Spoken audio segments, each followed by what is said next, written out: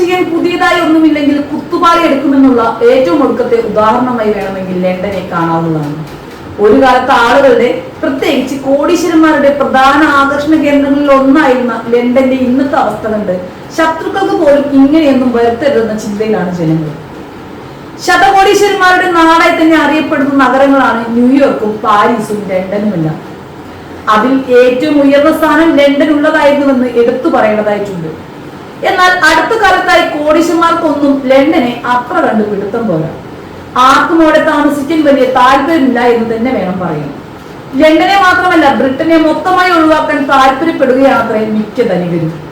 Britain ഒഴിവാക്കി മറ്റേതെങ്കിലും രാജ്യത്തേക്ക് പോകാമെന്ന് കോടീശ്വരന്മാർ തീരുമാനിക്കാൻ പ്രധാന കാരണം സമീപകാലത്ത് ബ്രിട്ടീഷ് ഭരണകൂടം നടപ്പിലാക്കിയ നികുതി പരിഷ്കാരമാണ്. പലർക്കും ഈ അടുത്ത കാലത്തായി സമ്പന്ന രാജ്യങ്ങളുടെ പട്ടികയിൽ വന്ന UAE-യിലാണ് കണ്ണെന്ന് വേണം പറയാൻ. UAE-യിലേക്ക് കൂടുതൽ കോടീശ്വരന്മാർ വരുന്നതിന് കാരണം അവിടെയുള്ള നികുതി ഇളവുകളാണ്. അതേസമയം ബ്രിട്ടൻ ഒഴിവാക്കി UAE തിരഞ്ഞെടുത്തിരിക്കുകയാണ് ശ്രാവിൻ ഭാരതി മിത്തൽ.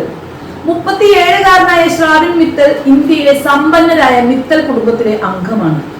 സുനിൽ ഭാരതി മിത്തലിന്റെ മകനായ അദ്ദേഹം വർഷങ്ങളായി ബ്രിട്ടനിലാണ് താമസം. ബിസിനസ്സും അവിടെ തന്നെയാണ്. ബ്രിട്ടനിലെ പ്രമുഖ ടെലികോം കമ്പനിയായ BT ഗ്രൂപ്പിന്റെ പ്രധാന ഓഹരി ഉടമകളിൽ ഒരാളാണ് ഈ യുവാവ്. ഇദ്ദേഹം UAE-യിലേക്ക് താമസം മാറ്റി എന്നാണ് പുതിയ വാർത്തകൾ വരുന്നത്.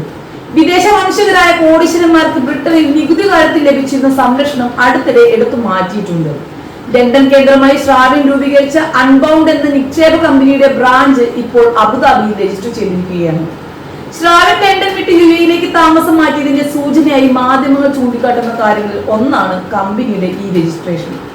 BT ഗ്രൂപ്പിന്റെ 24.5% ഓഹരി മിത്തൽ കുടുംബത്തിന്റെ നിയന്ത്രണത്തിലാണ്.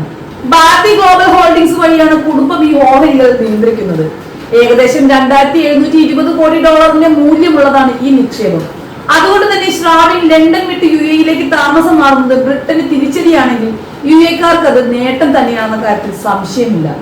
നികുതി പരിഷ്കരണം കാരണം നേരത്തെയും ചില കോടീശ്വരന്മാർ ബ്രിട്ടൻ വിട്ടു പോയിരുന്നു.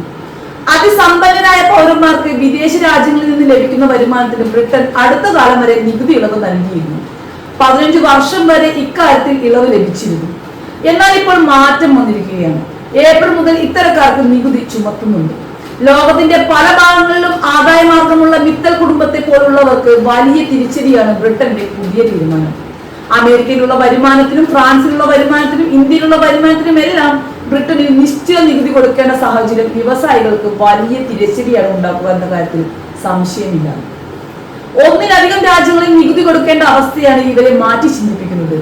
എന്നാൽ UAE-യിലേക്ക് എന്തുകൊണ്ട് ആകർഷിക്കപ്പെടുന്നു എന്ന ചോദ്യവുമുണ്ട്. അവിടെയാണ് UAE നൽകുന്ന നികുതി ഇളവ് ചർച്ചയാവുക. UAE-യിൽ വ്യക്തിഗത ആദായ നികുതിയില്ല, മൂലധന നികുതിയുമില്ല. നിക്ഷേപകരെ ആകർഷിക്കാൻ UAE വിവിധ പദ്ധതികൾ ആവിഷ്കരിച്ചിട്ടുമുണ്ട്. അതിലൊന്നാണ് 10 വർഷം താമസ അനുമതി നൽകുന്ന ഗോൾഡൻ വിസ.